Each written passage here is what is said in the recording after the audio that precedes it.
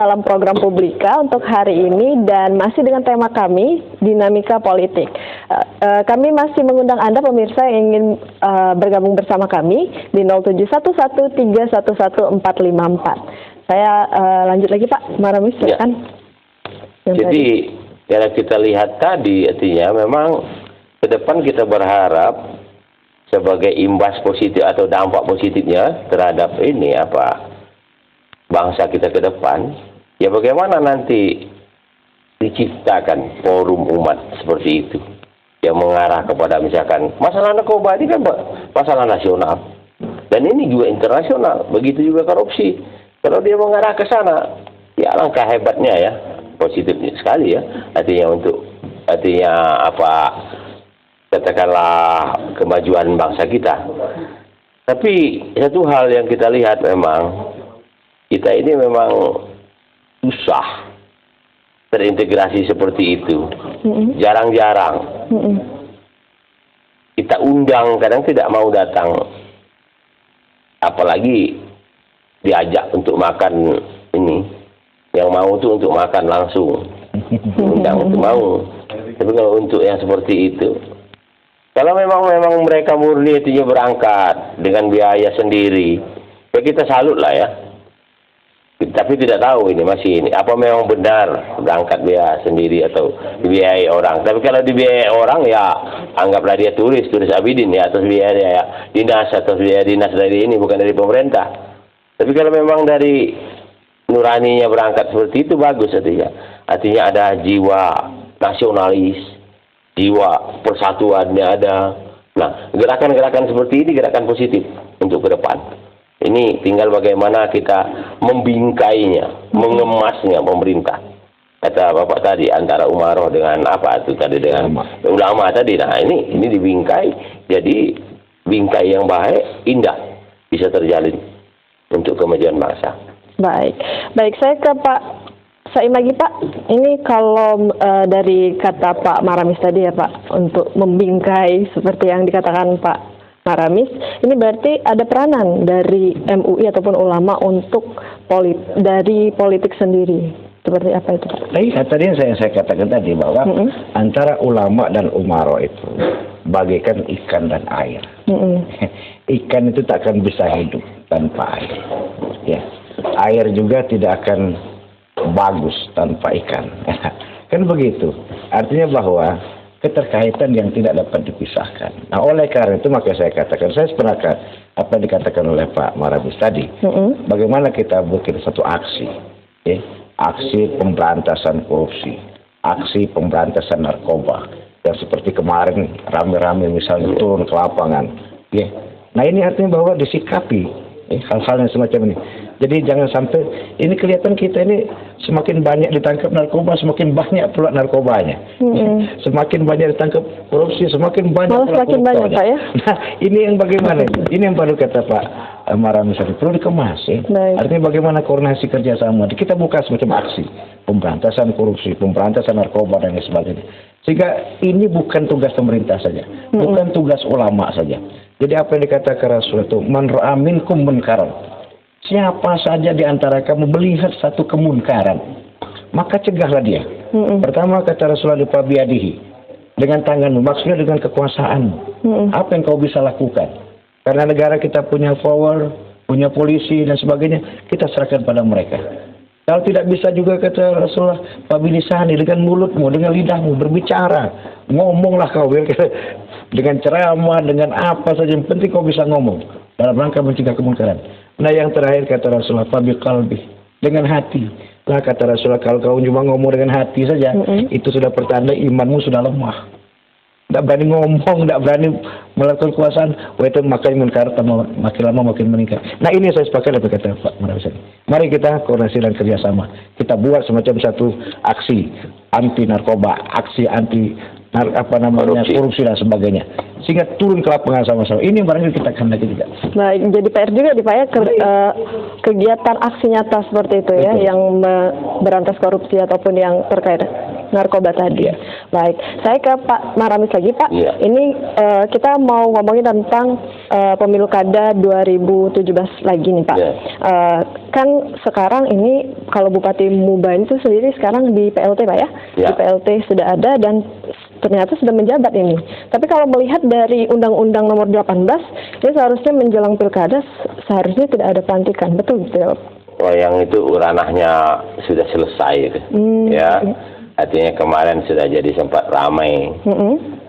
Eskalasi politik memang naik, tapi diubah. Baik. Artinya ada batas waktu kapan dia harus PLT, kapan tidak boleh lagi. Tapi katakanlah kita tidak perlu angkat persoalan itu karena internal memang mubah. Dan itu sudah terselesaikan antara pemerintahan Muba dengan Depdagri. Dan bahkan mungkin ya lebih jauh katakanlah terhadap orang-orang yang keberatan itu mungkin sudah islah dan lain sebagainya. Jadi kita tidak perlu angkat lagi itu. Dan kalau kita angkat sama saja dengan kita artinya apa ya, mengorek koreng yang sudah hampir kering menjadi borok lagi nanti. Ya, itu kira-kira.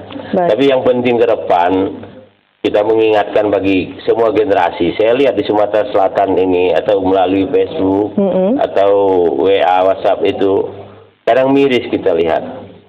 Misalkan ada gerakan 10.000 umat dari Ciamis berangkat ke Jakarta.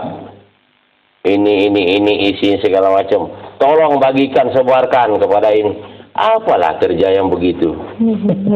Terus ada masalah ini kebencian kepada seorang. Tolong sebarkan ini seolah dapat pahala, seolah dapat ini. Tapi dia sendiri tidak ngerti substansi persoalan itu. Persoalan agama, persoalan politik atau persoalan kebangsaan tidak ngerti. Di-share saja kepada orang lain. Nah, padahal itu sudah ada undang-undang IT ini ke depan. Supaya eskalasi tidak meningkat, supaya tidak dinamika politik tidak karuan-karuan naik, tidak karuan. Karena ikut sendiri suasananya ini dalam ini apa media online ini. Di-share, download itu sama share itu bahaya. Kenapa? Karena kita nanti bisa dicap memprovokasi. Nah, kalau memprovokasi jadi yang orangnya itu akan dicap sebagai provokator. Kalau ada yang ngadukan kan kena. Ini kan kebodohan masyarakat kita. Lihatlah di WA, di WhatsApp, grup-grup itu. Kadang kita kesal melihatnya. Yang seperti itu. Kebodohan mereka, ada yang diantaranya, ada saya lihat, oh dia punya jabatan orang ini, kok ngomongnya begini. Padahal dia tahu ada hukum di IT segala macam ancaman-ancamannya. Jadi jangan ikut mengeruhkan melalui media online. Dia sendiri tidak ngerti dengan undang-undang IT. Mudah sekali nanti dia kena. Dan itu menambah keruhnya suasana politik. Walaupun itu melalui online. Karena itu memprovokasi orang. Jadi tahu dulu persoalannya. Hanya solidaritas di-share. Padahal itu ada ancaman. Jadi tolong nanti mengingatkan saja saya kepada masyarakat. Banyak yang memang mereka mahasiswa atau orang-orang biasa. Karena solidaritas, karena ini langsung terprovokasi, ikut juga menjadi provokator. Nah ini supaya mereka hati-hati, saya mengingatkan. Baik, kalau dari kendala-kendala seperti itu ataupun permasalahan seperti itu Pak, sebenarnya solusi konkretnya apa ini Pak? Ya solusi konkretnya kan mereka itu harus lebih belajar. Masalah konteks kumpul ke Jakarta itu konteks agama atau sudah nyimpang ke konteks politik? Atau sudah konsep-konsep yang sudah ditunggangi orang. Jangan langsung nerima, oh kita ini solidaritas. Dengar kata ini begini, oh terima. Cerna dulu, sehingga tidak kita ikut mengkeruhkan suasana. Ikut menyerukan suasana. Menaikkan dinamika politik, eskalasi politik. Atau menambah kebencian. Sehingga menimbulkan mencekam bagi umat-umat tertentu. Menjadi ketakutan di tanggal 411 sama 212 itu. Termasuk di Sumatera Selatan, orang-orang etnis tertentu tutup pintu rapat banyak keluar negeri atau liburan ke tempat lain. Dan mencegah. Karena hal-hal yang share-share seperti ini yang memberitakan yang tidak-tidak. Jadi akibatnya justru kita bukannya menambah pahala, Dikiranya nambah sebagai syiar, sebagai apa? Saya melihatnya ini mungkin nanti tanyakan Pak Ustadz. Dia lebih tahu hukumnya Pak Ustadz ini. Bagaimana nanti yang sifat-sifat seperti itu. Kecuali ya kita sudah diserang oleh umat beradab. Kita harus kompak. Lain, siap mungkin Pak Ustadz duluan di depan atau saya di depan duluan. Ya itu saja ya.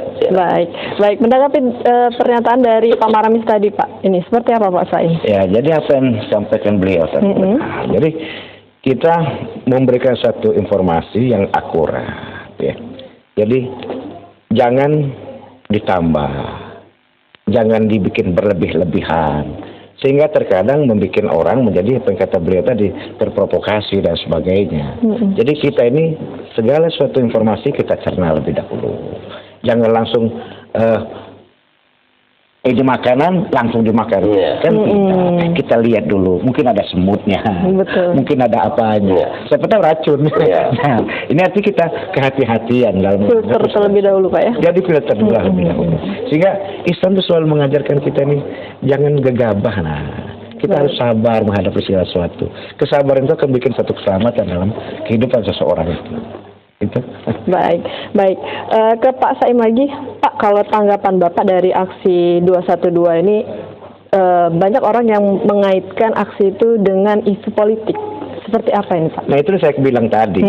Sebetulnya kalau kita mau amati secara seksama, itu sebenarnya ada hubungan dengan masalah politik. Tidak ada Pak ya? Tidak ada. Jadi yang dituntut oleh umat Islam itu, perkataan dan ucapan Ahok itu, yang seolah-olah dan memang kenyataannya demikian menjelek-jelekkan Al-Quran yang merupakan kitab suci umat Islam, itu yang dituntut umat Islam. Jadi sebetulnya ada masalah politik itu. Cuman akhirnya dibesar-besarkan menjadi ada yang nimbrung menjadi politik. Masalah politik, masalah kekuasaan nimbrung ke dalamnya. Sudah ada sama sekali. Iya, kalau sudah dibonceng masalah politik, kekuasaan, masalah ISIS ataupun teroris, sudah tambah. Jadi dia. Betul. Baik, kita break dulu Bapak. Tetaplah bersama kami pemirsa. Publika akan segera kembali.